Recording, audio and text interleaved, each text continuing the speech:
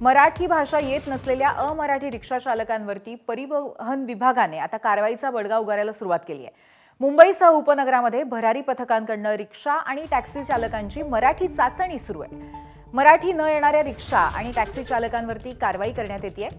भरारी पथक टॅक्सी चालकांना मराठीत प्रश्न विचारतायत। जर उत्तर मराठीतून मिळालं तर ठीक, नाही तर त्या चालकांना नोटीस देण्यात येते। सुरुवातीला टॅक्सी आणि रिक्षा चालकांना आरटीओकडून नोटीस देत 1 महिन्याची मुदत देण्यात आली आहे। महिन्याभरामध्ये रिक्षा टॅक्सी चालकांनी मराठी शिकली नाही तर त्यांच्यावरती थेट कारवाई केली जाईल आणि नोटीस देऊनही मराठी न शिकल्यास चालकांचं लायसन्स 3 महिन्यांसाठी निलंबित केलं जाणार आहे। त्यानंतरही नियमांचं पालन न केल्यास चालकाचा परवाना कायमस्वरूपी रद्द करण्याचीही तरतूद आहे। त्यामुळे आज रस्त्यामध्ये मराठीचा वर्ग भरल्याचं अनोखं चित्र पाहायला मिळालं।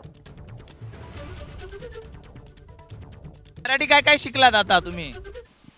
साहब बोलतात कुठे जायचे आहे सांगा, तर मी काय सांगणार? कुठे तुम्हाला कुठे जायचे आहे मला सांगा, मी घेऊन जातो ना। टॅक्सी मीटरची आहे का शेअरिंगची आहे? मीटरची आहे।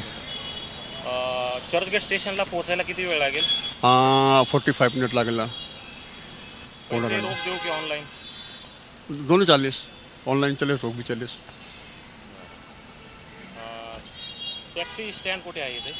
कुठे इधर ते बाजूला आहे आणि दादरला आहे। तुमची टॅक्सी शेअरिंगची आहे का मीटरची आहे? मीटरची आहे साहेब।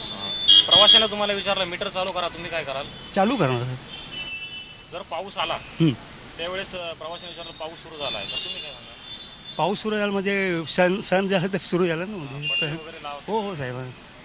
पोहोचायला किती वेळ लागेल चर्चगेट स्टेशनला?